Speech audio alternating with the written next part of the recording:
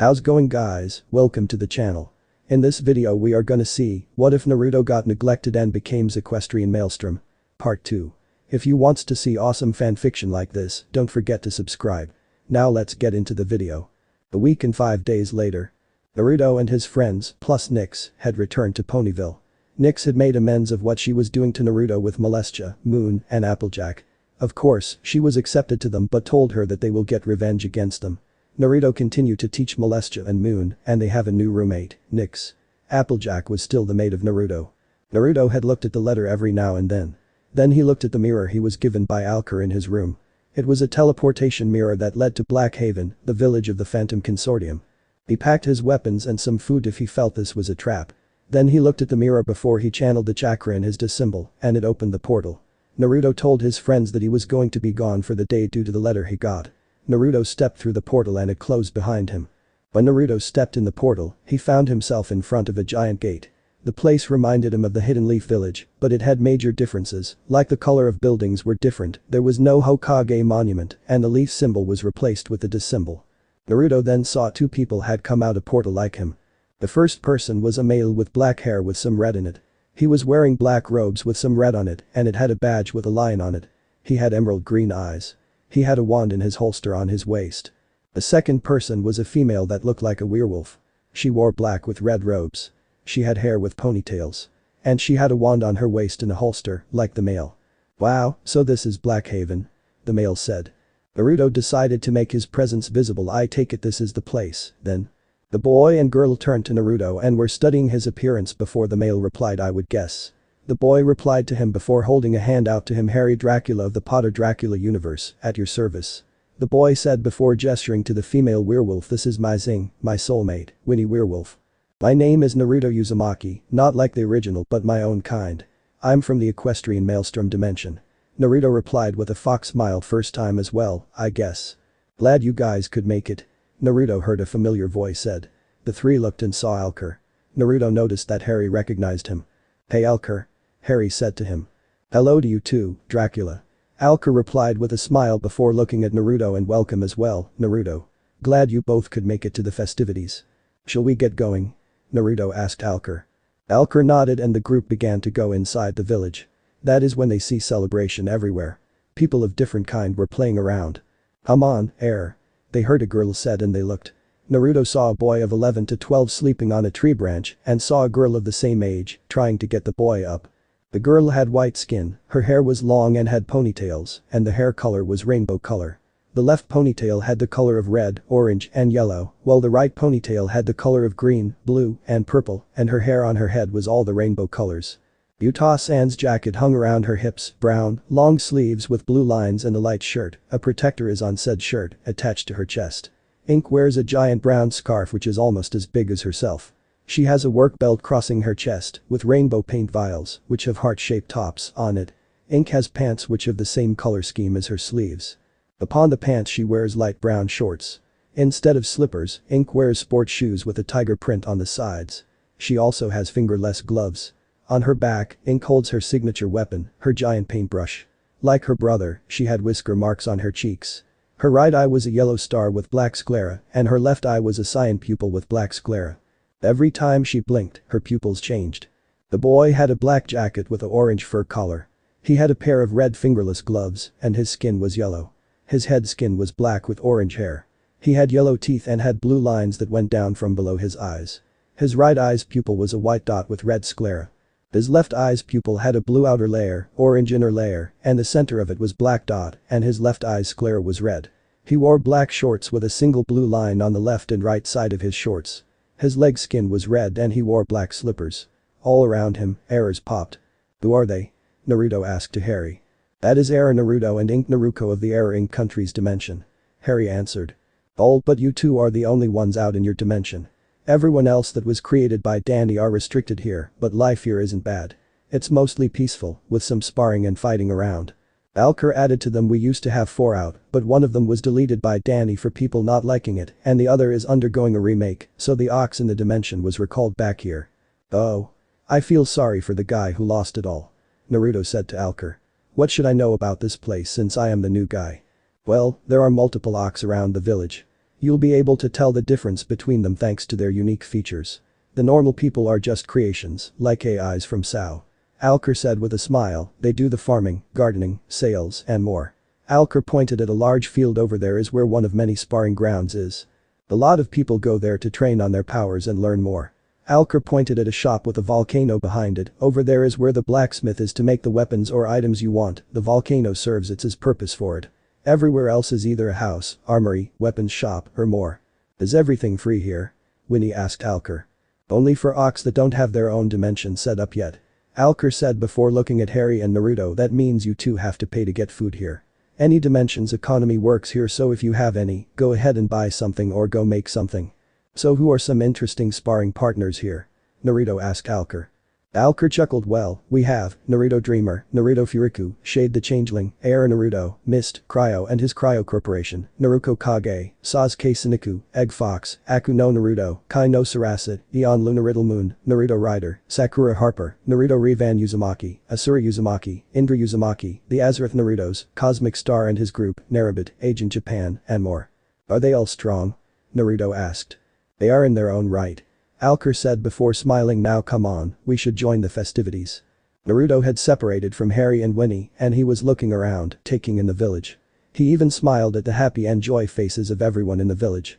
Enjoying the look of it all? A familiar voice asked Naruto. Naruto looked and saw Naruto Dreamer with a smile. He was hovering in the air and landed next to Naruto. How did you find me so fast? Naruto asked a Dreamer. It's your first time here, I knew you would love to see the sights. Dreamer said as he sat down on the roof, everything is peaceful here. I'm going to miss it when I head to my dimension when the gateway opens up. Naruto looks down before he turned to continue exploring. Dreamer watched him leave before he sighed and began to follow. Naruto kept going until he saw another training field. This one had a forest environment, unlike the other open field with some tree cover field. Naruto saw two combatants at each other. It was Shade the Changeling versus Naruto Furiku. Shade had summoned Nightmare to fight against Furiku. When Furiku saw this, he charged himself, and his entire body, except for his clothes, was now pure red with red electricity around him, and his eyes were now yellow. Furiku and Nightmare clashed against each other, both to appear evenly matched in terms of strength. However, Furiku grinned and suddenly, he exploded in power. When the light ended, Furiku was no longer in the state of power just now. Nightmare was burned to a crisp before it flashed away. Shade looked angry before he aimed his horn at Furiku and fired a giant beam of red energy. Furiku crossed his arms and he glowed clear color. When the beam hit, instead of damaging Furiku, it surrounded him, and when the beam stopped firing from Shade, Furiku took the power and directed it back at Shade, who took the blast. When the smoke cleared, Shade appeared to have a lot of broken shell, but his endoskeleton was still there, intact. Shade scowled before he was surrounded by a green glow, and all the damage was repaired. Nice fight, huh?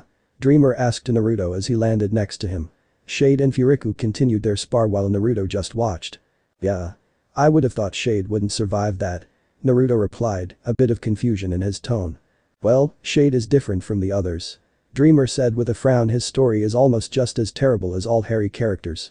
He was murdered when he was 6 years old in Freddy Fazbear's Pizza Eye. He was revived by the marionette, but he was more powerful than your average souls. His soul was pure magic and power, so he was more powerful and stronger than his fellow souls. He inhabited an endoskeleton, and it became magically enchanted to becoming indestructible and allow him to shift shape to different forms. Then when Freddy Fazbear's Pizza Eye closed, the second came and added with them was the Sonic and Treasure Island group. Then Thomas. Then they had to open in a larger building, calling it Freddy Fazbear's Pizza Eye due to too many animatronics. Once they had the larger building, they received Pinky and her crew as well as the Anime crew. And finally, they managed to get Candies to join them. After that, they made one more movement and made a massive park to hold so many animatronics and called it Fazbear's Fun Park. Fazbear's Fun Park? Naruto asked, never heard the name before. Dreamer nodded, yeah, that is where Shade comes from. There are 4 locations made into one park. There is the front show stage, right where the entrance of the park is. That is where Candy and his crew are at, including Thomas. The west of the park is known Equestrian Mobius is at, it is where Pinky and her crew and the Sonic crew as well some others are at. The east of the park is known as Treasure and Anime Town, it is where the crews of Treasure Island and Anime are at. And the north of the park is known as Fazbear Forest, where the Freddy and his crew are at. Are they watched? Naruto asked, surprised at the park's size. Yeah, by not 1 but 4 night guards. A tower in the north, east, west, and south. All are connected to the employees-only castle in the center of the park. Dreamer said before looking at the fight. Shade is normally at Equestrian Mobius, but he is sometimes somewhere else. I see. Naruto said before looking at Dreamer. Why do you have seals on you? Dreamer smirked. Well, I have a lot of power since I have the main characters of the Undertale cast, including W.D. Geister, sealed in me. That much power all at once would do more harm to me than good. So I created something similar to the Cromwell seal that Alucard has. The only difference is that I am able to release all 4 levels. Right now, you see me at LVL1.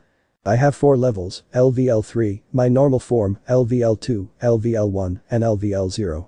Dreamer glowed white for a moment, and when the light dimmed, Naruto looks and sees a different Dreamer. Dreamer now wore a green with a yellow striped shirt. He wore black cargo pants and black fingerless gloves with a metal plating on the top of it. He wore ninja sandals. Around his waist was a utility belt, not like Batman's, it had holsters and a sheath on it. On the left, there was a holster that had a revolver there. On his right, there was a sheath, and in it was a knife. Dreamer's hair was now brown, and he had a cowboy hat on.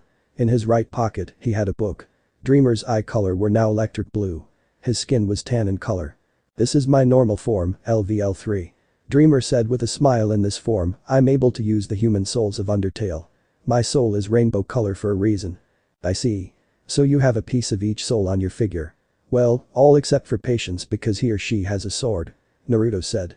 Dreamer chuckled before he pulled out his knife, and when he channeled his rainbow soul power into it and the knife morphed into a sword. Never mind. Naruto added after seeing the sword, never knew you could morph that blade from a knife to a sword. Dreamer made the sword turn back into a knife. Well, the knife is the center of my power in this form. It is because I can channel all the human soul power into it, while any other item would be able to use one only. Naruto nods, and that is when Dreamer surrounded himself in a white light. When the light dimmed, Dreamer once again looked different. This time, Dreamer had orange jacket with a white fur collar, a white shirt, a pair of black cargo pants, and ninja sandals. His left eye color was electric blue, while his right eye color was orange. Dreamer's skin was now white. This is my LVL2 form. Dreamer said with a smile. In this form, I have access to use the powers and abilities of Flowey, Toriel, Papyrus, Undyne, Mediton, and Muffet. Though if I wanted to, I can use Undyne's armor as a phase 2. Naruto nods and Dreamer transformed once more, only this time he was in his LVL1 form, the one that Naruto was familiar with. And my LVL1 form.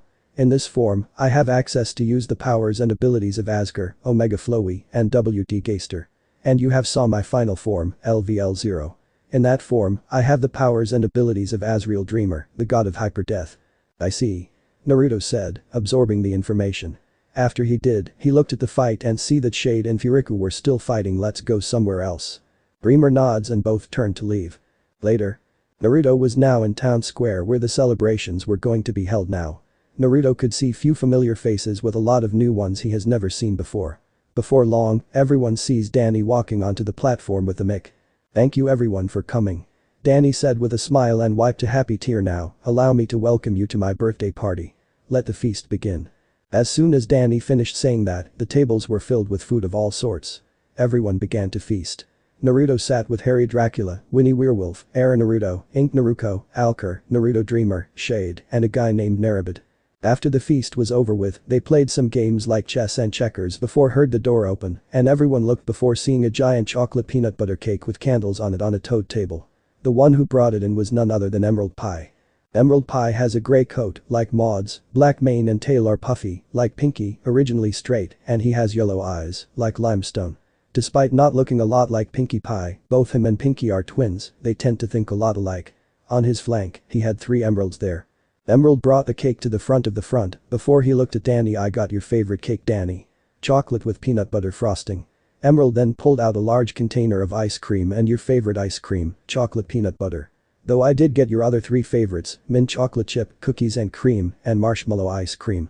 Danny smiled. Thank you, Emerald. He looks at them. Well, I guess it is time for dessert then some gifts. Everyone cheered and started having cake and ice cream. There was plenty of cake and ice cream, so there was no need to hold much back. After that, Danny began to open his presents. I won't say since they're my real-world presents. After the celebration ended, Naruto and Harry with Winnie were in front of the gate they were at in the beginning. Well, you have my number if you ever need me. Harry told Naruto with a smile. Do call sometime. I'll come if you ever need my help. Naruto nodded and smiled. See you later, Harry. I hope we meet again. Oh, don't worry. We will, I know it. Harry replied with a smile before Naruto saw Harry and Winnie took their portals home and Naruto followed suit by taking the portal to his home. Naruto was laying down on a branch of a tree located on a cliffside in the territory of the Apple family. He knew what today was. It was beginning of apple buck season. It was a time of year where the Apple family bucks the apples from the trees. However, this season was somewhat different. Naruto heard footsteps and he looked, seeing Applejack and Big Mac, who was on crutches with a broken leg. That was reason behind the difference. Big Mac and Applejack were the only able members to do this year's harvest, but because Big Mac was injured, only Jackie would be the one to do it. Naruto knew it would be too much for her, so he thought of offering assistance. "Boy, howdy. I've got my work cut out for me," Applejack said as she looked at the sight of so many trees. "Yep," Big Mac agreed. "You're not doing those alone, are you?" Naruto asked from his tree. AJ and Big Mac looked at the tree and see Naruto jump down from the top and landed on his feet before he got up and walked over to them. AJ smiled at Naruto. "Well, glad you could come, Sugar Fox," AJ said to Naruto, who smiled at the nickname that AJ sometimes called him. "Well, I couldn't just let you do so much work without so much as a helping hand," Naruto replied. "So much hard work is stressful, and I know what you are like when you are stressful. And you know how to get me unstressful," AJ added while blushing. "Good luck, you two," Big Mac said before he walked away. Naruto nodded and popped some shadow clones to help start with the gathering. Naruto, himself, was helping out AJ. However, after some time of this work, they began to feel the ground tremble. AJ looked at Naruto. "Please tell me that is just your clones," AJ said to Naruto. Naruto shook his head and jumped up to a tree branch and jumped up again, landing on the top of the tree. He looked out around, seeing no noise from the clones. He looked again and spotted a stampede of cows heading towards Ponyville. "We have a cow stampede on a course to Ponyville," Naruto shouted down to AJ, who nodded and ran off to get Winona, her pet dog. Naruto began to jump from tree to tree in a ninja fashion, heading towards the stampede. He let out a loud whistle and kept going. Naruto arrived at the road that led to Ponyville.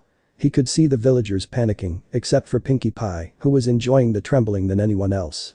The stampede was almost to his way, and he could see AJ and Winona beginning to join the stampede in hopes of altering their course. "Naruto," he heard Twilight shout. She didn't know that Naruto had a solution to this every time a stampede of cows were on their way to Ponyville. "But Twilight. Hold yourself, Twilight." Twilight heard and looked, seeing Rainbow hovering just above the ground. "What do you mean?" Twilight demanded with worry. "Naruto is about to get run over. Naruto can handle himself," Rainbow replied with confidence. "Back with Naruto." Naruto held his ground. He could hear Twilight about to run to him when he sees a red and orange blurs past the stampede and they go to Naruto's sides, revealing them to be Shai and Kai. They got to Naruto's sides and got into an attack stance. Naruto kneeled down and put a hand on both of them, and that is when yellow energy left Naruto and entered the two foxes. The foxes began to grow in size and they had more of a feral appearance. Then, Kai and Shai roared at the stampede, making the cows stop in fear. When they finally stopped, Kai and Shai returned to normal and all three approaching the leader of the cows, with Applejack and Winona already waiting for them. "Okay, start explaining to me why you started to stampede to Ponyville," Naruto ordered them with a powerful and authority tone that shows that he is controlled here. The leading cow moved back before clearing her throat and spoke sorry about that Naruto and Applejack, but Muella here saw one of those nasty snakes. When she finished, a lot of cows gasped in shock and Naruto sighed at the news. "It gave us the willies, you know." "We understand," Applejack said to them with a nod. "Next time, please steer away from Ponyville when you do stampede again. I would really hate to resort to my actual powers to just protect it and my loved ones," Naruto added with a caution. The leading cow nodded and they began to head away. When they were gone, Naruto nodded at Kai and Shai and the two left to head back to the house. Naruto looked back at Ponyville and they see everyone celebrating at the save. "Well, we should get back to bucking, right?" Naruto asked to Applejack, who nodded, and Naruto sent a shadow clone to the town while the real one went with AJ. The clone Naruto made to Ponyville when everyone began to hug him. "Thanks for saving the town again, Naruto," Mayor thanked with a smile. The clone Naruto nods. "Well, I'm just a clone, but I wanted everyone to know. Due to reasons, the real Naruto and Applejack are going to be working at Sweet Apple Acres for the week, so any activities with them will have to be cancelled." "Why?" Pinkie asked to him. "It's apple bucking season." The clone answered. With Big Mac injured, AJ would be the only one to do it and Naruto didn't want that to happen cause it would cause unrest and too much stress for her. And Naruto knows what it means for that, so he and AJ are going to be busy. "What about Celestia and Moon?" Twilight asked. The clone Naruto chuckled. "Well, those two are almost finished learning everything about the culture of current Equestria. By Naruto's estimations, they'll be ready to experience Equestria by the end of the week. Twilight nods and the clone dispels himself. Later. It was dawn outside. After so much work, Naruto and Applejack managed to get half of the apples done and sent to the farm. Both Naruto and AJ were sweating from so much work they have been doing. They had sweated so much that Naruto was wearing shorts that he had with him in case of normal hot weather or hard workouts and his sandals. He had taken off his net shirt and green jacket. Applejack was wearing nothing more than an orange bikini and panties with her cowboy hat, and the rest of her clothes were off her. The two finished with the last batch and had Naruto sent clones to get to the farm. Both Naruto and AJ were leaning against a tree, side by side. Wow, AJ said as she looked at so many empty trees, I reckon that I wouldn't have gotten all of this done by myself on the first day. Naruto nodded. Well, now that we are done for now, I say we get some shut-eye. I don't know about that, Naruto. Applejack said with a smirk. I could go a few rounds. Before Naruto could react, Applejack was now on Naruto, their faces were inches from each other. They could feel their hot breaths against each other. Besides, I have to pay you back some way for helping me so much. What better way to repay you in a way to love it? AJ, Naruto muttered, the heat getting to him now. Lemon happened. The next day. Naruto and AJ were finishing the last of the apple trees, and when they were all finished, they took them to the barn. Thanks again for helping, Naruto. AJ told him with a smile. No problem. Naruto replied with a fox smile. Always a pleasure working with you. Though I do have a question. AJ said to him. Naruto grunted in acknowledgement. I wonder what happened to Applebloom last night. She didn't come home last night and then she returns home in the morning and she looked like she had the most happiest birthday in her life. Naruto shone he was curious while inside, he was grinning. I bet that both Spike and Applebloom are now mated. Thank goodness that I removed their memories of my involvement and my time with AJ in the woods that dawn. All they will remember is them meeting in the woods and getting down. And I can't believe they found the treehouse. Truth be told, Naruto knew where Applebloom and Spike slept last night. It was AJ's old treehouse. When Naruto learned about it, he repaired it. By repair, Naruto repaired all the broken stuff and changed the inside of it. It was basically a treehouse from the outside, but in the inside, it was a house. It was a literal home in a tree. Naruto had went there not long after Applebloom and Spike, he made sure he got home, returned home, he checked out their last spot. He left them before following a trail to the treehouse and saw the mess and cleaned it all up. It wasn't as good as his house, but it could possibly rival it. Oh well, just another day in this land he loves. Okay, before I continue, this was only done because people have been pestering when Konoha was going to get involved. So here, I have a bonus clip for you. But this is only because I wanted to confirm that Konoha will have a role in this. Meanwhile, in a room that had only a desk, a bunch of papers and scrolls, and some other stuff, there was a man sitting on the chair. He had sun-blessed blonde hair, he wore a green jacket, blue pants with ninja sandals and a pouch with bandages on his right leg. He wore a white cloak with red flame designs, and on the back of the cloak was symbols of 4th Hokage. He had ocean blue eyes, and his fur was white. He was a licorn. This was Minato Namikaze Uzumaki, Naruto's father, P.S. The word father was meant for venom tone. Minato was doing his normal Hokage duties when he saw a man join him.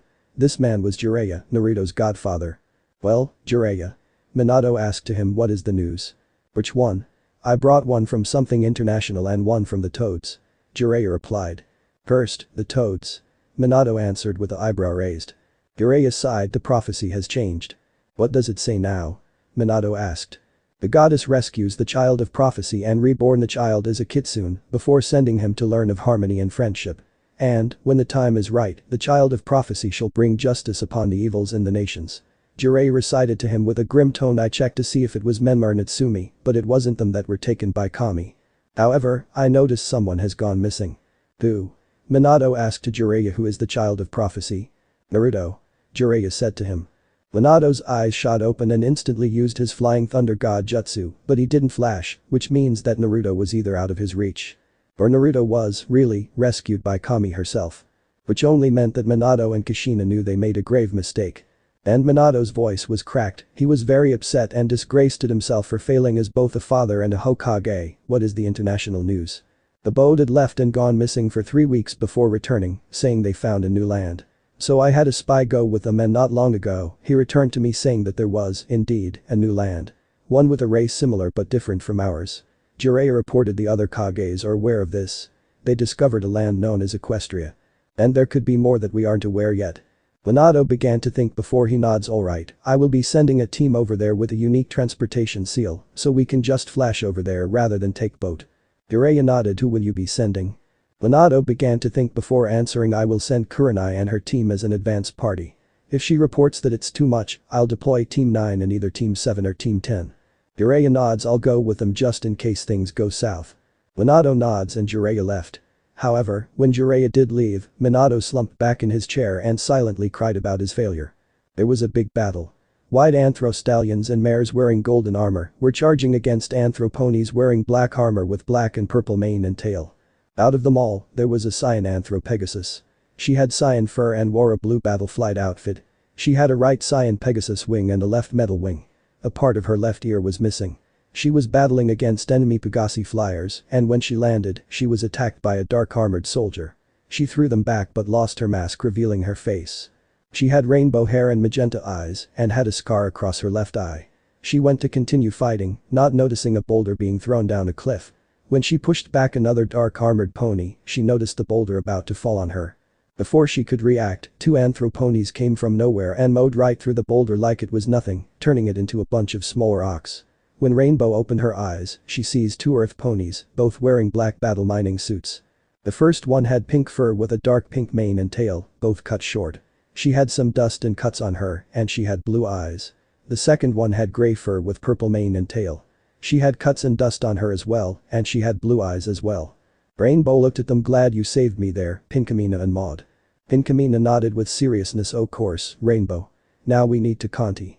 They were interrupted when they see a large smoke cloud appear afar. They looked and see a wooden hand erupt from the smoke, and when the smoke cleared, it revealed a giant statue that had black cuffs on it. It roared out, it's his power being gigantic. So he's here too. Rainbow said with venom. Suddenly, 2 giant Anthro stallions appeared and began to charge against the statue. Rainbow, Pinkamena, and Maud were about to head forward until they see someone land in front of them a few feet away. This figure wears a pair of black pants and gloves, with a white form-fitting shirt underneath. Over this he wears a purple, high-collared, long-sleeve mantle that splits down the lower half and has a kitsune crest, a black swirl with a black circle on the center of the swirl, on the back. Around his waist he wears a simple, light purple obi and a belt. On his back is a Chikudo sword with a black handle and scabbard. The figure looked like a orange nine-tails. His fur was orange and he had black stripes from around his eyes to his ears. The figure had bandages on his arms, where his hands were. His left eye was completely purple with black rings around it. It also had tomos around the central pupil. His right eye was green with 3 tomos around the central pupil. The figure gave a smirk, revealing he had canines. And where do you think you're going, girls? Rainbow growled. Naruto Uzumaki. Naruto kept his smirk. Come now, is that any way to treat a friend? You became my enemy when you fell prey to Sombra's corruption. Rainbow growled. Naruto frowned. It's too bad. He began to stand straight before he dug a hand into his cloak before pulling out a photo. On the photo, it showed a smiling Naruto with a smiling Rainbow, Applejack, and Fluttershy. Why do you deny the dark side, Rainbow? He looks at the picture. This is so upsetting. He looks at Rainbow and grinned, but that's okay. He puts away the picture. I'm sure you'll have a change of heart. Naruto put a hand on his sword and all 3 girls got into a battle stance. Let's dance, Foxy. Rainbow challenged, getting a chuckle from Naruto before they charged at each other. Land of the Changelings timeline. In Canterlot. Princess Celestia looked around, seeing all the battling happening around her capital. The Guard Corps were battling against insect ponies known as Changelings to defend their home. Princess, we need to evacuate you out of Canterlot. A stallion voice said behind her. Celestia turned around, being greeted by the captain of the Royal Guard, Shining Armor. How is the situation? Celestia asked. Shining sighed. I hate to admit it, but the Changelings are advancing fast. We have tried to counter their advancements, but all attempts have failed. And without your sister, we may lose. Celestia finished with a sigh. If my sister wasn't captured and if I've fallen, Equestria may stand a better chance. We have to go before the Changelings advance too far. Shining Armor insisted. Celestia nodded and turned to leave. When the guards were about to open the door, it was blown open by a blast of magic. Shining stood in front of Celestia with his shield and sword raised. Some close guards came to his side. The smoke began to clear, revealing who attacked it. There was a female changeling that wore green and blue-green outfit. She had dark green eyes with elongated oval pupils. She has a teal mane and tail, blue-green chitinous plating over her midsection, and she wears a small black crown tipped with blue orbs. She had armored changelings with her. Well. The female changeling said with a distorted and echoing voice, "I finally found you, Celestia." She looks around her and sees the guards readying their weapons, a few who had spears aimed them at them. Oh, what an absolutely pathetic and futile sight. "Queen Chrysalis, I assumed?" Celestia asked to the female changeling. Chrysalis smirked. "I see my reputation precedes me. You'll never get the princess." Shining Armor shouted and ready himself for a fight. "You'll have to get through me if you want her." Chrysalis looked at him. "And who might you be?" "I am Shining Armor, captain of the royal guard." Shining replied with pride, "I will not fail to defend the princess from evil beings such as you." Then they all heard a feral growl from behind the group. The changelings moved, revealing an Anthro nine-tailed fox. The nine-tailed fox had orange fur with black tips.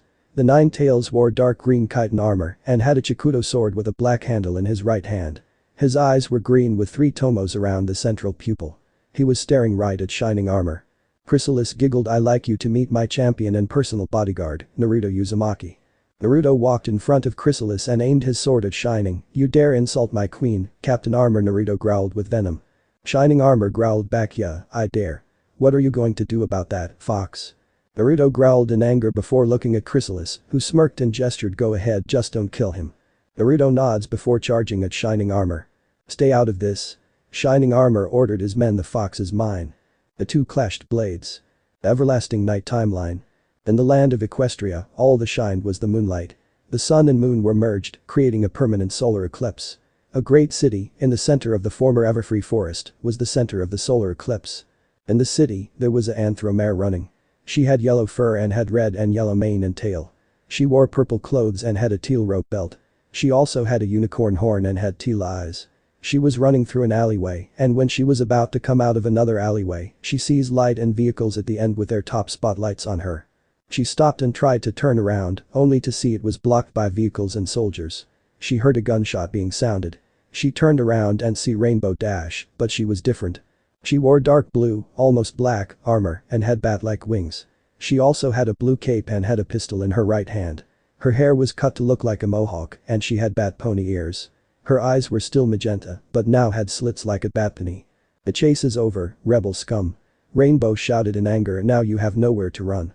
She aimed her pistol at the unicorn. "No one is going to miss you, Sunset Shimmer." Sunset closed her eyes, awaiting her fate. Then she heard a gunshot sound off, but heard Rainbow cry out in pain. Sunset opened her eyes, seeing Rainbow's pistol on the ground and Rainbow holding her right hand in pain. "Tazzing defenseless unicorn mares, dash." A distorted and almost robotic male voice asked, "That's low, even for you." They all looked and see a shadow appear on the ground. Then, a figure landed in front of Sunset. The figure was wearing a military-like suit. His suit design was similar to the Arkham Knight, but the Arkham symbol was replaced with a kitsune symbol, and the bat ears on his mask was replaced with fox ears, and he had 9 tails that were armored up as well. "Fox Knight." Rainbow growled before looking at her men kill him. They were about to attack, but Knight beat them to it by pulling out 2 twin pistols and shooting the men down dead. The Knight looked at Rainbow, who growled and opened her wings and took off. When she did, the Knight put away his guns and looked at Sunset. "Are you injured, Ms. Shimmer?" the Fox Knight asked her. Sunset nodded, shaken, but fine. The Knight nodded before he touched his right fox ear on his mask before looking at her. "Come along, Ms. Shimmer. We'll be having company soon." Sunset followed Fox Knight out of the alleyway before seeing a tank and a car with 3 soldiers surrounding them. From on top of a building, Rainbow was smirking victoriously. "It's best you get down, Ms. Shimmer," the Fox Knight said as looked at them. "How are you going to beat them?" Sunset asked. "By evening the odds," the Fox Knight answered. Suddenly, they heard the roaring of an engine and everyone looks, seeing a black with orange outlines car coming around. Then, it stopped and the wheels began to spread apart and the car lifted up a bit before the center of the car opened and a giant turret came out with 2 other attachments. One of them was a Gatling gun, while the other was a riot suppressor gun. 60mm cannon. Operational. The computer in the car stated. It aimed the cannon at the unmanned tank and fired, destroying it in one blast. The soldiers aimed their guns at the car and fired, making the turret look at them. Riot suppressor. Engage. The riot suppressor gun fired 3 shots, 1 to knock down the soldiers. The car then approached them and the back opened, revealing 2 seats. "Get in, Ms. Shimmer," the Fox Knight told her, "unless you want to die to the Night Guard." The Fox Knight made it that there was no argument. Sunset sighed before getting into a seat and she was strapped in. The Fox Knight went to the B pit and got inside and retracted the seats back into the back with the door closed shut. Then the car took off. Overlord timeline. There was an Anthro Equestrian flying through the sky. She had very dark blue, almost black, fur and had blood-red mane and tail. Around her neck was a piece of line string that was attached to the Equestrian amulet. She wears a black cloak around her and she lands on the ground. Then, a flash of orange next to her and an Anthro nine-tailed fox appeared next to her. The nine-tailed wears a red shirt with a black cloak, black cargo pants, black sandals, and has 9 tails. He had orange fur and electric blue eyes. The two stared at the front door into the palace. Around them was nothing, no pony in sight. The Equestrian was frowning in disappointment. That is when the front doors opened and out stepped an old ancient-looking unicorn with a long white beard and white mane and tail, and wore robes. He had blue fur. No adoring crowds or grand entrances to welcome your queen.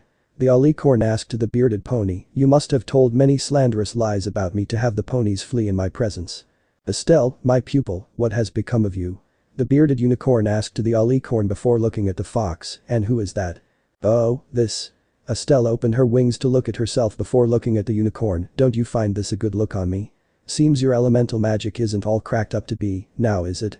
Estelle questioned the unicorn before folding her wings again. "You withheld how powerful this new magic can be. Powerful enough to beat the great Starswirl." She narrowed her eyes at him dangerously. "And my name is Naruto, Naruto Uzumaki. I am Estelle's friend and partner." The nine-tailed fox answered. Starswirl began to step forward. Magic based in darkness can only corrupt. You can never truly be happy if you embrace it. Starswirl noticed the magic attack from Estelle and blocked it. "How dare you speak to me about happiness?" Estelle shouted to him, "You destroyed my happiness a long time ago." "I am sorry for the pain I cause upon you, Estelle." Starswirl apologized, "My miscalculations have come to a great cost to you. But seeking revenge will not appease your anger. It can only serve to fuel it." Estelle growled at Starswirl. "Oh, you're sorry, are you? You're sorry that you destroyed my life and kept secrets from me, knowing what it would do with me. I demand that you take back your curse from me, or I will show you no mercy." "It is unwise to venture down this path." Starswirl warned Estelle, "There is no need to destroy what little sanity resides within you with violence. You are the reason for everything I am." Estelle shouted at Starswirl, "You could have followed after me and tried to see reason. You could have had it all, Starswirl, but your pride outweigh your good judgment. Worry not, old fool." Naruto continued with a frown. The tears that Estelle once shed are long gone. And her better judgment showed just how blinded she truly was to you. In fact, you should rejoice. Estelle continued with a dark tone, "For I have come to give you exactly what you wanted from me all along. Permanent release. When you are out of my way, there will be nothing left to stop me from curing the plague you have placed on these ponies. I can't allow you to do that, Estelle." A female voice said from behind the door of where Starswirl stood. Estelle and Naruto looked at the source of the voice, and Estelle was shocked and surprised to see who it was. "Celestia?" Estelle asked to her. "You have to let this go." Celestia said to her in a begging-like tone. "Starswirl's right. There is no good that can come from this." Instead of understand, Estelle became very angry and looked at Starswirl with rage. "How dare you inflict this pain and responsibility upon my sister? You have corrupted everything I hold dear, and I will take great pleasure in destroying you." Celestia began to speak in a begging tone. "Estelle, please don't do this. I don't want to fight you." Estelle looked at her. "Stay out of this, Tia. You can't understand the damage he's done to me, to you, to all of ponykind. I am this world's last hope for redemption. I am sorry it has come to this, but I can't allow Equestria for your misguided vengeance," Starswirl said to him. Naruto growled and he cloaked himself in an orange aura. "What would you know, old fool? I was supposed to be my village's hero and look what they did to me. I am abused, tortured, and more. I follow Estelle because she is the only one who has ever showed me kindness." "Misguided?" Estelle laughed at what Starswirl said. "You know nothing, you old fool. Did you really think you could mold me into become your puppet, telling me all these lies about my destiny and my fate? Without once even considering what I want. Or even what is even good for Equestria. You put up a good disguise of wisdom and power, but I know the truth. I know what you really are. A coward." Play song. A new era begins from Meg Epiphany. Continue after the song ends. Celestia was crying against the tree of harmony that Starswirl was turned into. Estelle was giggling darkly before laughing evilly at the fate of Starswirl. Naruto, who was leaning against a stone wall, was grinning at the misfortune of Starswirl. Such a perfect ending for the mighty Starswirl the bearded. She looked at the tree of harmony forever trapped in the form of a tree, unable to find the sweet release from immortality that he so longed for. She looked above the tree and see 5 gems and better yet, "I found exactly what I have been looking for. The elements of harmony." Celestia turned to Estelle, tears still crying from her eyes. I won't let you do this, Estelle. Whatever evil plan you have stops now." You don't know what you're talking about, Celestia. I'm only going to make the world a better place. Estelle told her. Ushering that new era of peace and prosperity. And banish the curse on our lineage. Yes, Celestia. Naruto agreed. A world without magic is a perfect world. Magic is the cause of our pain, what better way to end it by destroying the source? Ushered in by your hatred and destruction. Celestia accused Estelle. The only curse I see on our lineage is you. Celestia surrounded Estelle with her golden magic. Estelle. Naruto called out and looked at Celestia. Naruto charged at Celestia, but she pushed him back against the wall. For the future of Equestria. I, Princess Celestia, banish you. Celestia shouted in the royal canterlet voice. Never again will your treachery harm any pony here or hereafter. No. Naruto shouted and attempted to charge, but Celestia pushed him back into the wall, more force into it this time. What? Estelle asked to Celestia in shock. But I did this for you, for us. You have to let me explain, Tia. Tia, don't do this. Tia, you're my family, please. Estelle began to be sealed into a painting. Tia. No. Naruto shouted as he got out of the rock. Celestia fell to the ground. Naruto leaned against the rock, crying before he looked at Celestia. Then, his eyes turned blood red. You Celestia turned to look at Naruto as his orange aura flared. I'm going to make you pay for hurting my older sister. Before Naruto could attack, he was surrounded by golden magic and Celestia stared right at him. You're the last pawn of Estelle. Time to rid Equestria of you. Celestia shouted in anger. Do it, you sister traitor. Naruto shouted at Celestia in cold and feral hate. Seal me within that painting as well with Estelle. No, I have somewhere worse for a demon like you. Celestia said as her eyes began to glow wide-eye. Princess Celestia, banish you to the deepest and darkest place of Tartarus, where you will be there forever. I will avenge Estelle, Celestia. Naruto shouted in anger before he began to fly away like a comet. I will avenge Estelle, Celestia. One day, I will return, and when I do, you will regret not sealing me away with Estelle. I will return. The demented dimension. Naruto opened his eyes and found himself on the ground. He got up and noticed he was in front of a random graveyard entrance. He walked right inside, looking around until he noticed a grave that looked like it flashed a minute. Curiosity getting the better of him, Naruto approached the grave. When he was right in front of him, he was reading the name on the tombstone. Here lies Doppelganger. Naruto raised an eyebrow before he sees a white glow from in front of the tombstone. Naruto stepped back and see that he was glowing white.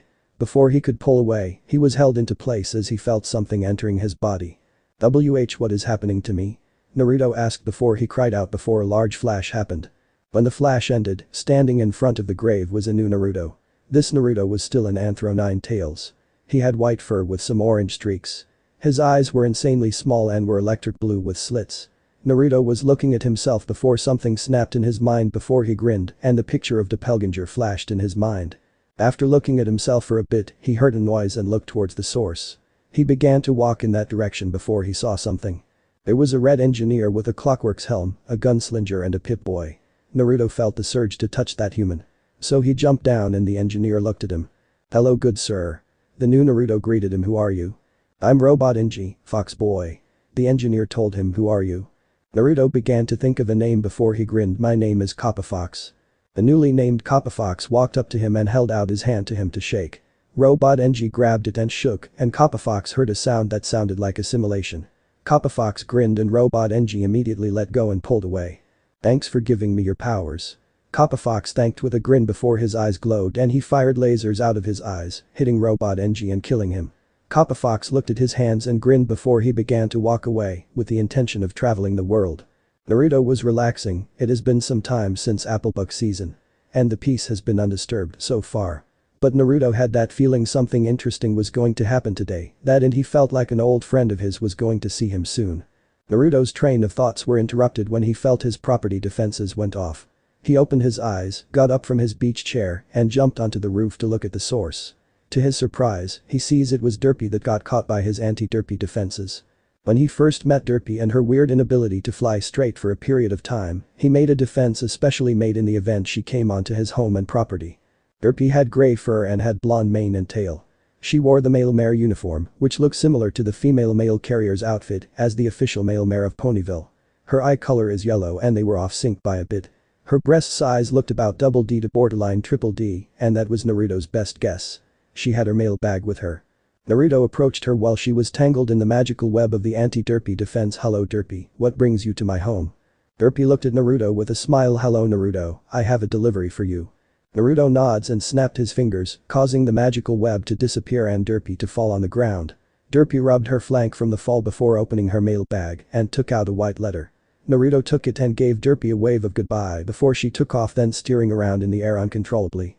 Naruto sighed before he jumped back up to the roof, walked over to his beach chair and laid down in it while looking at the letter before opening it before reading it. Dear Naruto. If you are reading this, it means that this letter either got to you on time or you got it late, either way you will be getting this message. I am on my way to Ponyville to meet up with my old buddy, Rainbow Dash. I know for a fact that you live in Ponyville as well, so I plan to stop by see if you want to talk to each other. I've grown stronger since we last met and I want to see if I can beat you now. I'll be meeting you on this Thursday, I should be in Ponyville on Tuesday, so I'll be spending Wednesday to catch up with Rainbow Dash. See you later then. Sincerely. Gilda the Griffin. Naruto smiled when he finished reading it. So Gilda is coming to visit. I wonder how much she has improved. Naruto thought before going inside to check the calendar.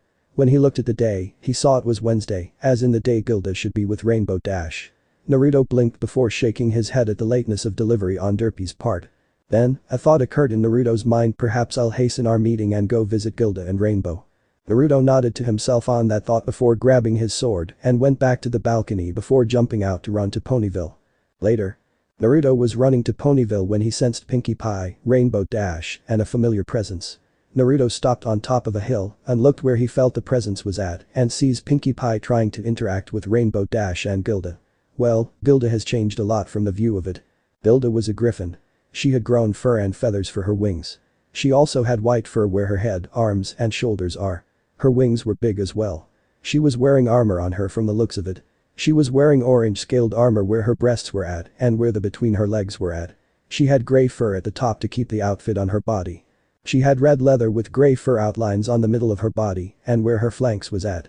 She had almost white cloths for pants on her legs.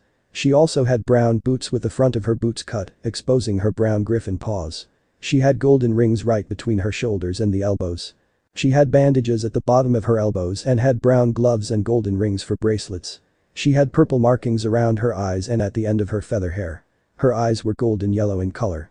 And with her, on her back, looked like a lance or spear on her back. The handle was red and it had some gold parts on it. And the curved blade at the end of it. There was also 2 feathers with purple at the end of them on the bottom of the weapon. Gilda has been working out, that is for sure. I hope she has been training with that weapon of hers. Naruto thought before he disappeared in a red flash. A few minutes earlier. So what have you been doing, Gilda? Rainbow asked to her long-lost academy friend with that armor and weapon, you look like you have been doing some serious business. Gilda sighed, well, I have been training while doing some business of my own. What kind of business? A cheerful voice asked and the two looked, seeing Pinkie Pie in a hot air balloon. Gilda sighed, I'm a mercenary. While I am technically part of the Griffin Kingdom, I prefer to be freed from my father's grip than be serving him. You've grown, Gilda. A male voice said behind them. Before they could react, a pair of familiar red fur arms wrapped around Gilda in a hug. Gilda began to feel warm and safe in the arms and she turned her head to look who was hugging her. She saw the smiling face of Naruto. Gilda smiled back before hugging back. Once it was done, the three were now on the cloud while Pinkie had left to make preparations for a party for Gilda. So how did you two meet, Naruto? Rainbow asked to the nine-tailed fox. Naruto smiled before he began to explain. Some years ago. Future Naruto. It was that time of year where the tournament was being held in Griffinstone, the capital of Griffin Kingdom. As one of many members of Warriors of Equestria, I traveled to the land of the Griffins as a warrior that represented Equestria. The sky was blue with some clouds in the sky. The past Naruto was walking in a city that had a lot of griffins there. The city was very impressive. There was a lot of griffin soldiers, only male with the medical staff being females, which brought a frown on Naruto's face. Naruto was in the company of other different ponies that were here to compete in the tournament. Naruto and the group split it up later, almost all of them went to register at the hotel they would be staying at. Naruto had a shadow clone go with them before he, himself, split off to explore the city. Future Naruto. Originally, my plan was to explore the city. But that changed when I realized that the female population of the Griffin Kingdom was being subjugated to be servants, slaves, and possibly worse to the male population of the Griffin Kingdom. There were some parts of the city that were not allowing tourists to visit, so I normally had a shadow clone disguise himself as a Griffin civilian and sometimes a Griffin guard to see these places, and I was disgusted to learn that they were facilities to have female Griffins as slaves to the male Griffins. Doing all sort of different things, like the maximal was being a nurse to the lowest being a sex slave to all sort of people and buyers. They were forced to be taught how to please their masters. It was so disgusting in my eyes. Some time had passed since Naruto explored so many areas of the place, and he was already sick of it. He couldn't go shopping, restaurants, or some other places where there weren't female griffin slaves that were normal, and not wanting to please their customers with a promise of sex. It sickened Naruto to no end. He was currently walking by the palace district when his fox hearing heard screams of pain and slight pleasure. Naruto looked where it was and sent a shadow clone to investigate. When the clone dispelled itself, Naruto was in anger. His clone saw the king was raping his daughter by having her give him a forcible BJ. Naruto had enough of this and sent 4 shadow clones to deal with the problem, having them disguised as griffin guards. I have never seen something so disgusting before. I saw Gilda getting raped by her own father, the king of all griffins. So I had it stopped by having them knock out the king and have the guards be blamed for treason. Naruto said to Rainbow with a sad expression. I took the young Gilda to a safe location and took her with me on the way back to Equestria. She told me about her life and more. She was lucky that she was still a virgin after everything that happened to her. So I had left her to be trained on how to fight and more. And that was the last time I ever heard of young Gilda until now.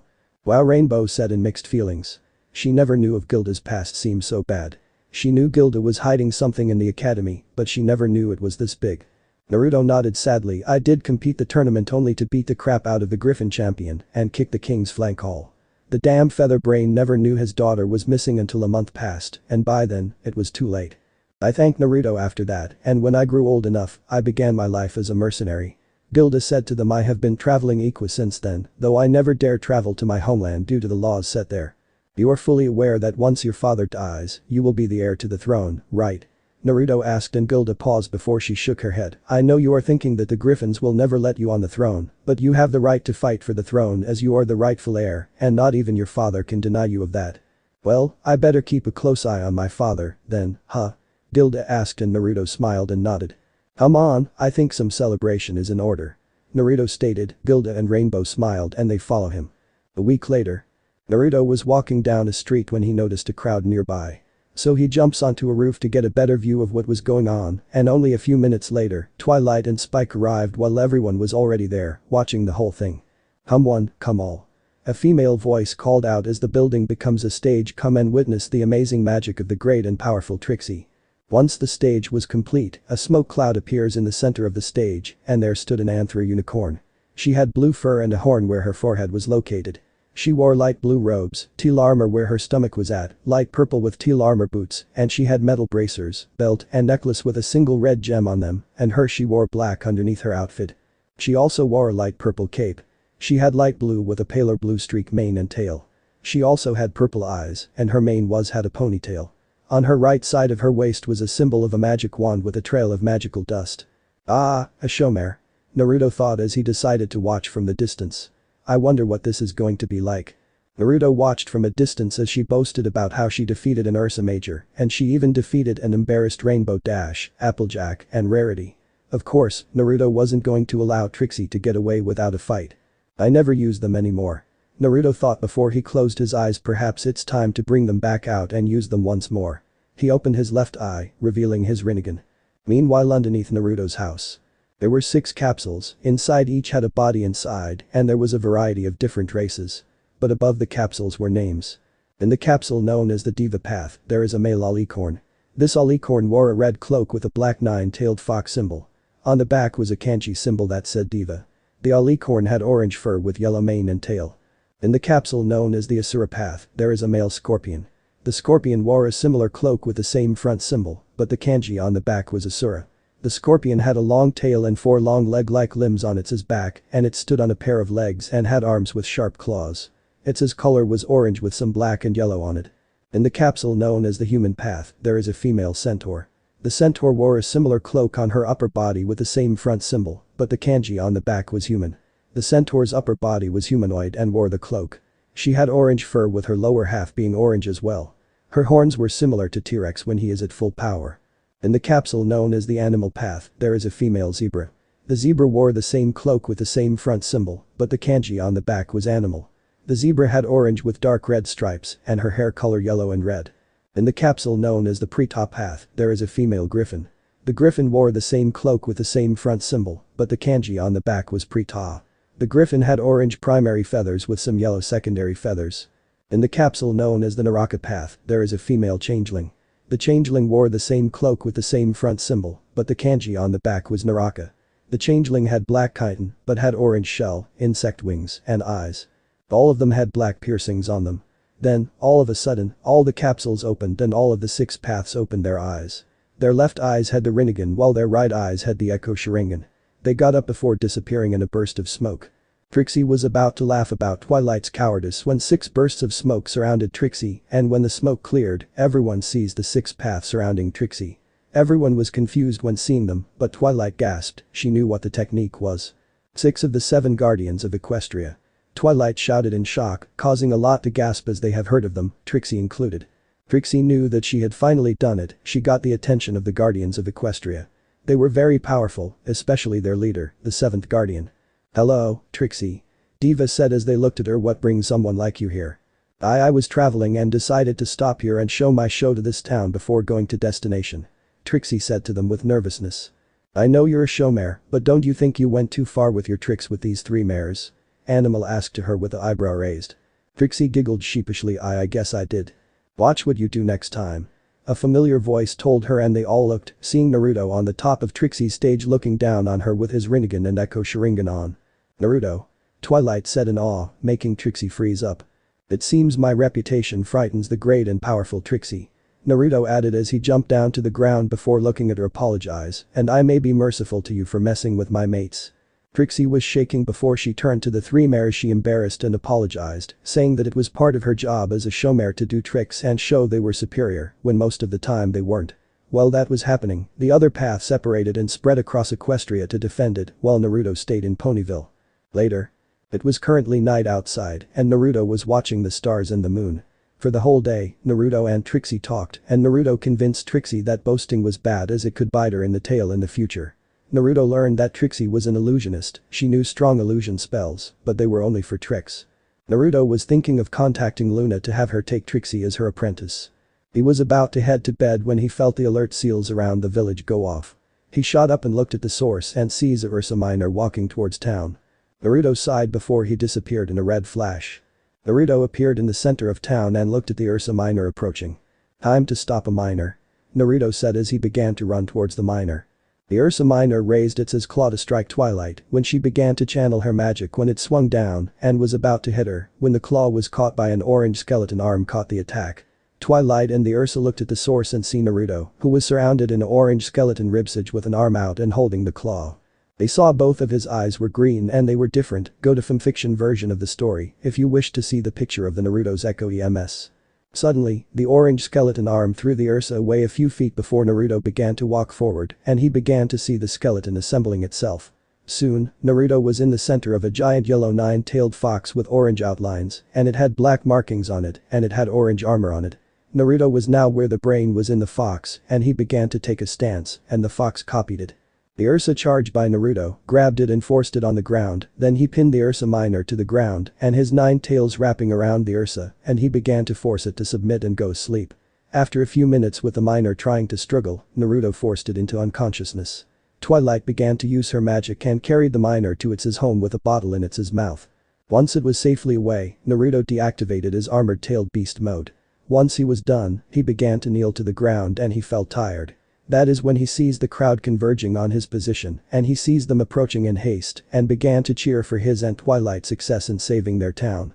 Before the celebration continues, Naruto said as he got up, the tiredness no longer affecting him who brought the Ursa Miner to the town. Spike pointed at Snips and Snails. They did it. He shouted, making everyone look at them with disappointment. We all wanted to see what Trixie said was true. Snip said with nervousness.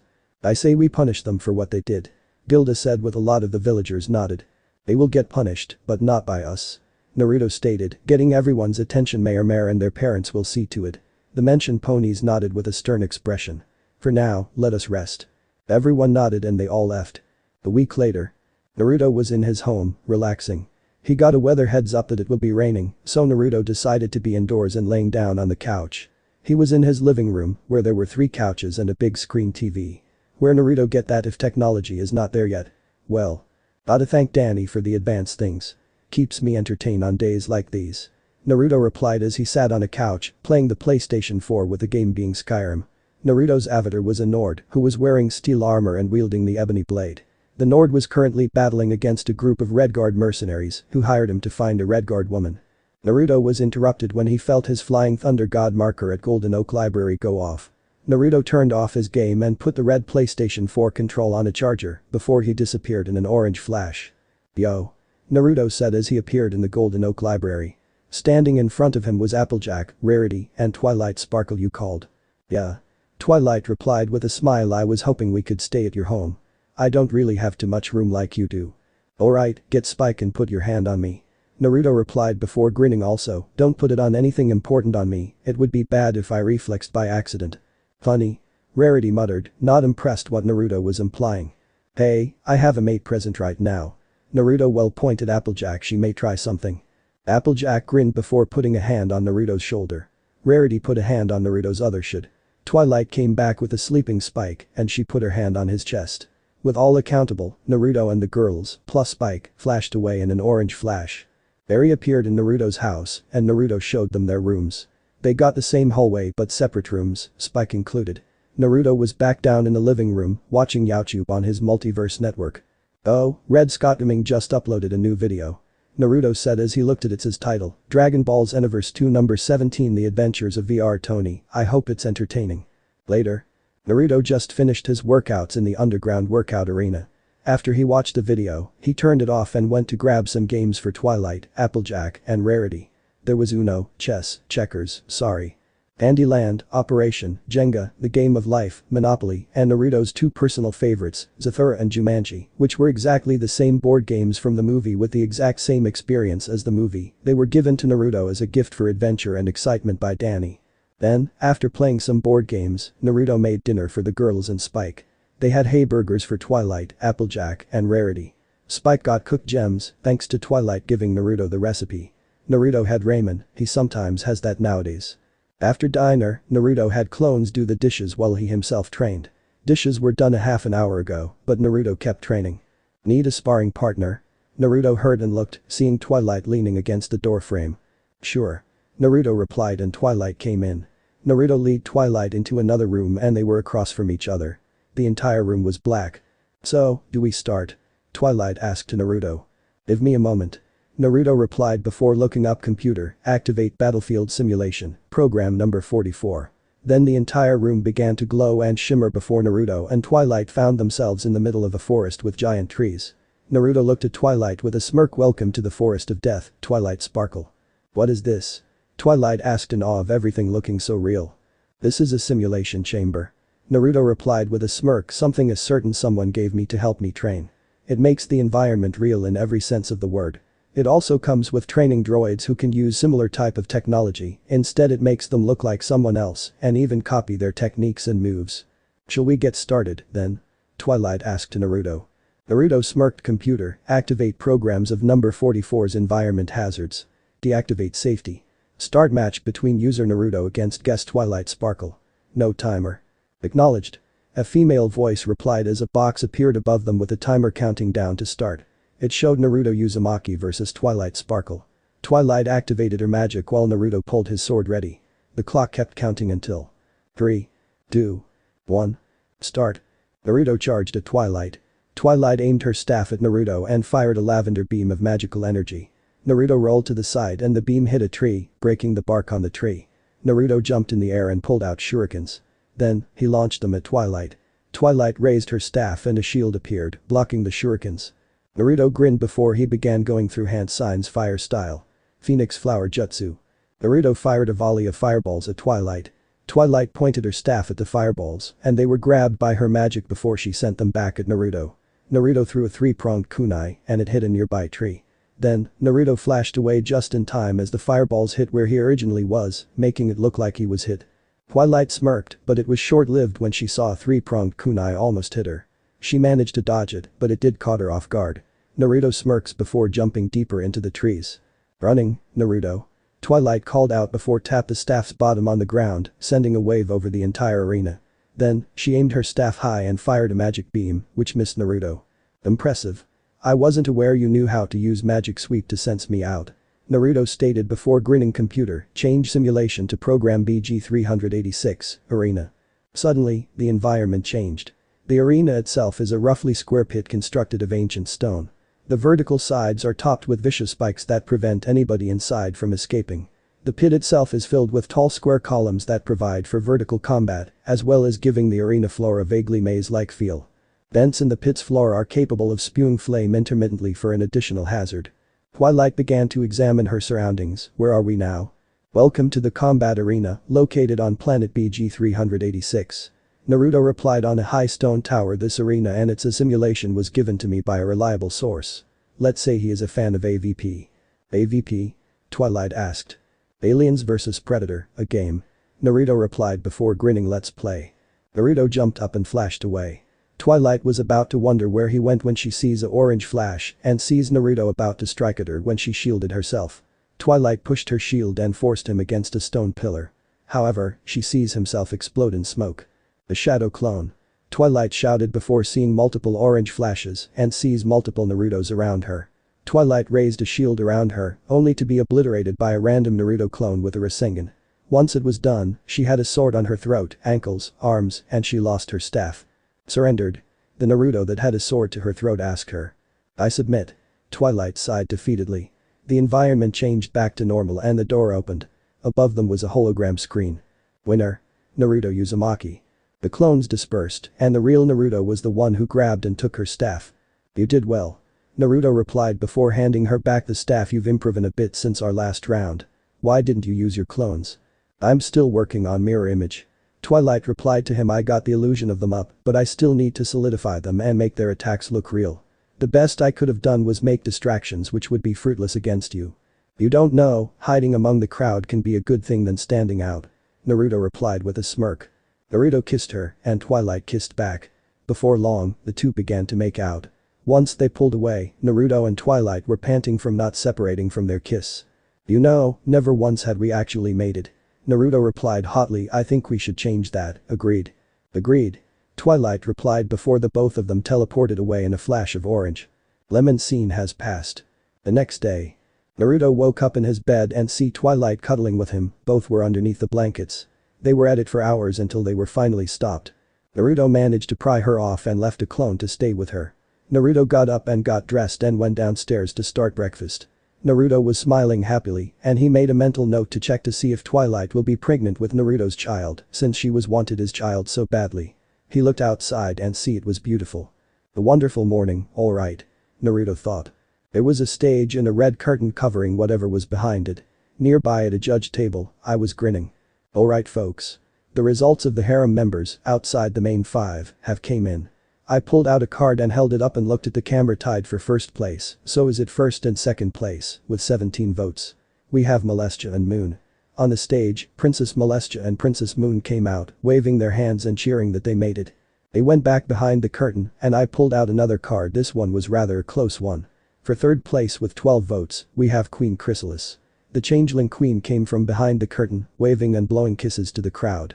After a bit of that, she went back behind the curtain and I pulled out another card. For fourth place with 11 votes, we have Sunset Shimmer.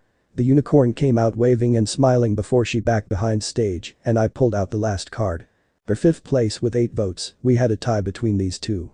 The curtain opened, revealing Trixie Lulamoon and Sonata Dusk on stage. So I have decided to the machine to help solve the problem. Above them, a screen turned on with a picture of Trixie and Sonata in 2 separate squared. Trixie had 4 boxes while Sonata had 4 as well, and they were put into a box. Said box began to shake until it stopped and the top was opened as a hand appeared. For fifth place of the harem members, we have the hand lowered and grabbed a box with a question mark on it. Then, the question mark faded and revealed Trixie Lulamoon. A spotlight lit on top of Trixie as she began to cry in happiness to have won. Sonata was disappointed that she lost. Then a trapdoor underneath her opened and she fell into it. Well, there is have it folks. The harem for Naruto and M is Twilight Sparkle, Rainbow Dash, Pinkie Pie, Applejack, Fluttershy, Princess Celestia, Princess Moon, Nyx, Queen Chrysalis, Sunset Shimmer, and Trixie Lulamoon. Thank you folks for watching this. I am your host, Danny Eclipse, and I wish you a good night. It has been some time since the whole storm happened. Was it a week? 2 weeks? Time was hard for Naruto to follow sometimes. Anyway, Naruto was relaxing on his roof when he felt Twilight's magical signature teleporting next to me. Naruto looked at Twilight's happy and delightful face. "What's up, Twilight?" Naruto asked to her. "Naruto, I got some good news," Twilight said with excitement and joy. "I'm pregnant." Naruto looked shocked before smiled and began to hug Twilight. "That's great to hear, Twilight," Naruto said before pulling away from her. "Well, let's go get a treat since we will be celebrating." Twilight nodded and the two began to leave the compound grounds. Naruto and Twilight were walking with Spike, who had tagged along when learning of Twilight's pregnancy. However, Naruto noticed immediately that the town seemed deserted. Naruto had an eyebrow raised before he jumped away from Twilight and Spike to look at a higher point. That is when Naruto noticed a cloaked figure coming out of the woods. Naruto kneeled down and began to look for Twilight and Spike, only to see them off the street and began to sense out before detecting them in Sugarcube Corner with the other girls. Naruto watched as the figure took off their hood, revealing the figure to be a female zebra. Naruto noticed this before he smirked. He went to the edge of a roof. "You look lost, friend," Naruto said in Zebrian, the zebra's native language. The female zebra immediately looked where she heard it and looked at Naruto with surprise. "You know Zebrian?" the female zebra asked, making Naruto nod. "Indeed I do, ma'am," Naruto said to her. "What is your name?" "My name is Zecora," the zebra told Naruto. "Okay, before you say anything, I can't do rhyme speech. So Zecora will be speaking normally. My apologies, but I have tried time and time again to learn how to rhyme with speech, but only in small sayings, no sentences like Zecora can do." "Well, what is it that you are here for, Zecora?" Naruto asked, and before Zecora could ask, he sees Applebloom walking out of Sugarcube Corner. "Applebloom? What are you doing out here?" "My sister and her friends are talking inside and they don't want to even learn of this zebra girl," Applebloom said to Naruto. "Well, how about we take this to Zecora's place?" Naruto suggested, getting a nod from Applebloom and Zecora. Naruto hopped down and the three began to walk. Naruto and Applebloom were a bit behind from Zecora when they entered the Everfree Forest. Naruto immediately took notice of blue flowers. "What are these?" Naruto asked to Zecora. "Those flowers are known as poison joke," Zecora said. "Do not touch them, no matter what. Otherwise, you will suffer from their practical jokes." "What kind of effects?" Naruto asked. "The poison joke magically match the victim's personality and traits, which manifest as physical afflictions," Zecora told Naruto. "Really?" Naruto asked before thinking before saying, "I wonder what effects it could do on me. My personality is pranking, and the traits I have is naturally attuned to my pranking nature." Naruto looked at Zecora. "Is there a cure?" Zecora nodded. "Is it possible if I try it out? It could tell me about what it does." Zecora nodded. "I can prepare a cure for you tomorrow." Naruto nods and thanks Zecora when they heard AJ's voice calling out for Applebloom. The trio stopped and see the main six approaching and standing a group of the poison joke. "Well, get a big one tomorrow," Naruto told Zecora before Naruto and Applebloom reunited with the main six. Naruto purposely trekked through a patch of poison joke. "I wonder what could happen," Naruto thought to himself. The next day. Inside the residence of Naruto, a figure on the bed was yawning and getting up from the bed to stretch. "Good morning to myself," a female voice said before the figure stopped. "Is that my voice?" The figure rushed to a mirror and we all see a female version of Naruto. Naruto found herself to be quite curviest and most endowed. She has long, creamy and delicious legs, shining cerulean blue eyes, silk-like fur, and has a G-cup-sized bust that feel fuller and bigger and a thick yet firm and soft ass. Luckily, her fur was covering all of her private parts. "Oh yeah," Naruto said with a moan as she stretched and began to feel her entire body. "Looks like the poison joke acknowledged my nature of being a prankster. Hee. This brings so many memories when I used that spell back in Elementia to turn into a girl for pranking purposes." Naruto sighed. "Well, that was before that bastard of a father reinforced the seal on my magic." Naruto got dressed and began to walk out the door with a grin. "Let's see how Ponyville handles Naruko." Spike was grinning as he looked at all the main six who were turned into different things. Twilight's horn was now Flopple, Applejack was now Tiny, Pinky can't speak because her tongue is now Spitty, Fluttershy spoke in a guy's voice, Rarity has Frizzell mane, tail and coat, and Rainbow Dash at her inverted wings. So he began to nickname them. It was Twilight Flopple, Apple Teeny, Spitty Pie, Flutterguy, Hairity, and Rainbow Crash. Spike couldn't wait to see Naruto was like. That is when they heard the door knock and opened, seeing a sexy female nine-tailed fox. "Well, hello everyone." The female fox spoke in an angelic tone that was ringing bells. This voice made Spike stop dead in the nickname list. "How do I look? How does my Naruto look?" Everyone was shocked and surprised to see Naruto was now the female nine-tailed fox named Naruko. Naruko even began to do a few poses. Everyone could smell vanilla in the room as Naruko began to strike some risky poses. Damn, you look absolutely hot and I'm as straight as an arrow. Rainbow commented. No fair. Rarity shouted in denial. I get turned into a furball, but Naruto gets turned into that. I smell favoritism. I know a lot of mares who would kill to have legs and a flank like that. AJ commented with a low whistle. Like what you see, Spike? Twilight asked to Spike with a smile. Himina, Spike muttered unblinkingly as he studied Naruko's form. He felt his blood going south and began to feel his pants were too tight as he stared at Naruto. Then, Spike fainted on the spot. Naruko gave a victorious grin. Yes, still got it. Naruto muttered before turning around. Welp, I don't know about you, but I'm going to go pay a visit to a friend to help me. Naruko left behind confused main 6. Naruko had arrived the same time Applebloom arrived at Zecora's hut. When Applebloom and later Zecora saw Naruko, they were blushing up a storm. I wouldn't mind going lesbian to be with Naruko. She heard Applebloom mutter to herself, making Naruko grin. So after sending Applebloom to go fetch supplies for the cure for Naruko and, eventually, the main 6, Naruko was talking with Zecora about life in Ponyville and Zecora telling her life in the Everfree. After an hour or two, Naruko was waiting before noticing the main 6 waiting outside. So she decided to go out there and talk to them before they do anything rash. Later. After the explanation to the main 6 and Applebloom getting the supplies for it, they paid a visit to the spa in Ponyville. With Zecora's help, they made a healing pool for the members.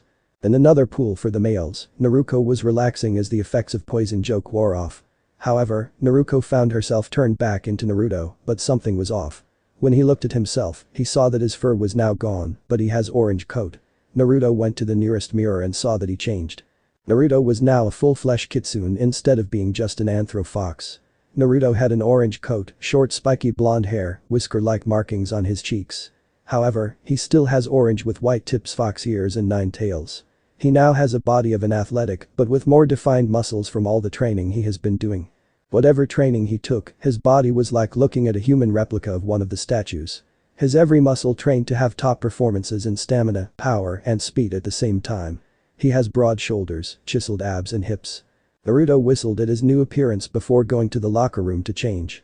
Once he put his clothes back on, Naruto went to meet his friends and saw them waiting for him. Naruto, is that you? Twilight asked in shock. Naruto nods. Yeah, I'll have to look at the library to see what my new powers and abilities are as a full-flesh kitsune.